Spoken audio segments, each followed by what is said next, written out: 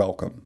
Rocket Raccoon's first appearance in 1976 was written by Bill Mantlo and illustrated by Keith Giffen, both of whom are credited as the creators of Rocket. However, in this debut, he calls himself Rocky, an obvious reference to the Beatles song Rocky Raccoon.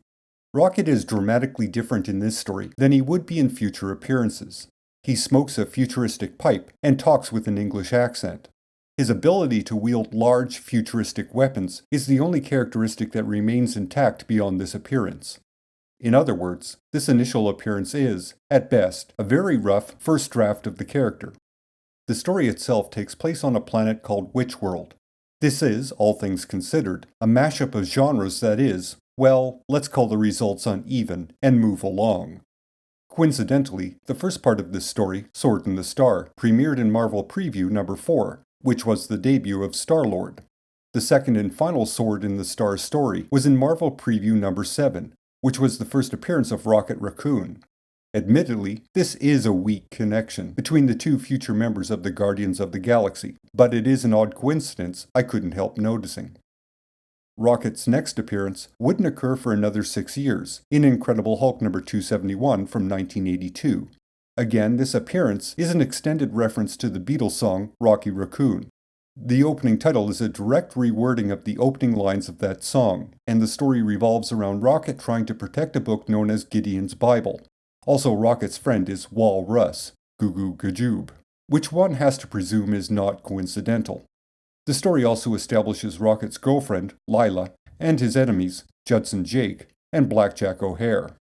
The setting is a planet known as Half-World. This is a world that is partially covered in steel and controlled by autonomous robots. The other part of the world is a lush forest with talking animals and insane humans. The animals are the companions and caretakers of these humans. They also manufacture toys to keep the humans amused. Half-World exists in an area of space known as the Keystone Quadrant, which is a reference to the slapstick movie serial from the early 20th century. This world is surrounded by a barrier to protect the world from intruders. This basic setting and set of characters would be used and expanded upon in the 4-issue Rocket Raccoon miniseries from 1985. This miniseries is hard to define. It has the appearance and tone of a satirical story, but what it's satirizing is quite unclear. Possibly it's simply being odd for the sake of being odd. It takes place on the previously established Half-World. The story revolves around a conflict between two toy manufacturers. Rocket and his associates try to stop this war and bring peace to this strange planet. The secret to the origin of this planet and the resolution to this conflict is contained within the Half-World Bible, which is, of course, a renamed version of the previously mentioned Gideon's Bible. In the end, Rocket and his associates bring peace to Half-World and escape the Keystone Quadrant to wander space and to get into more adventures. Obviously, this miniseries wasn't popular enough to warrant any further adventures. This miniseries establishes an origin for Half-World and for Rocket himself.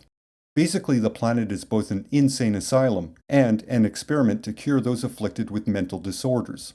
Those running the asylum eventually leave and erect a protective barrier around the world. The autonomous robot servants of the world subsequently mutate due to radiation. These mutated robots genetically enhance the animals of the world to act as intelligent caretakers of the insane humans. And this is how Rocket was created.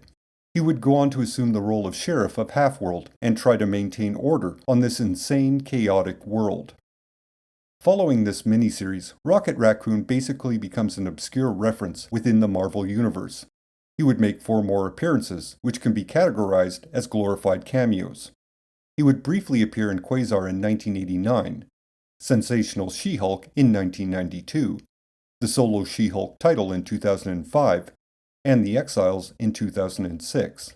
Basically, for a span of 23 years, Rocket Raccoon was unused in any useful capacity.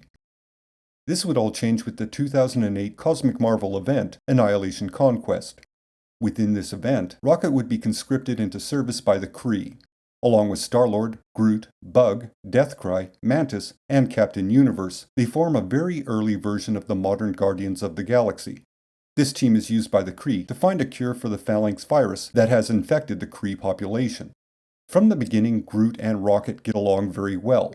Furthermore, Rocket is a wisecracking tactical genius with an uncanny capacity to wield impossibly large weapons.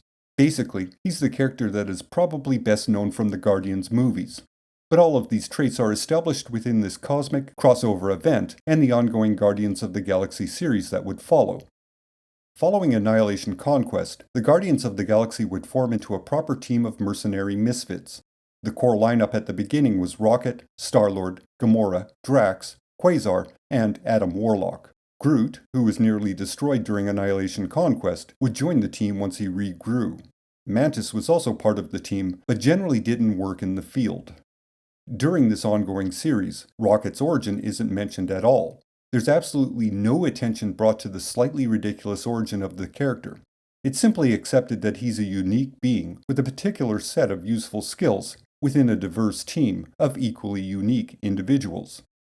In fact, the origin of Rocket wouldn't be touched until the Guardians ongoing series came to a conclusion following the events of the 2011 crossover, The Thanos Imperative. In a series of backup features in the 4-issue Annihilators miniseries, Rocket's origin is finally refined for the modern era. The origin established in the 1985 miniseries is basically true, to a degree. Rocket is a genetically enhanced life form from Half-World, which is located in the Keystone Quadrant. That planet is an asylum, housing dangerous, insane people. The most dangerous being at Half-World is Star Thief, a psychic entity with a habit of causing destruction. While this entity is contained within a human body, the Half-World citizens create a psychic key that is split up into pieces, and these separate pieces are imprinted on the minds of everyone working at Half-World. In order for the key to work, all of the citizens have to agree to use it. To prevent that from occurring, Rocket has his memories altered to resemble the events of the 1985 miniseries. With these false but happy memories in place, he leaves Half-World, thus ensuring the psychic key is never used. From there, Rocket basically wanders the galaxy, becoming the character that is currently known. In anticipation of the Guardians of the Galaxy movie, the team was resurrected in 2013. Of course, Rocket once again becomes a member of this new, movie-friendly version of the team. In recent years, Rocket has had 4 separate solo titles, all of which are fun-loving, amusing space adventures. The best of which may be those written by the immensely talented Scotty Young. In the end, Rocket Raccoon had a rough beginning and basically fell into obscurity for a few decades. Due to the efforts of Andy Lanning and Dan Abnett, the creative team behind the current architecture of the modern cosmic Marvel landscape, Rocket has become an essential character in the Marvel Universe. That's it for today. Like, share, subscribe, and comment, and I will talk at you later. Until next time.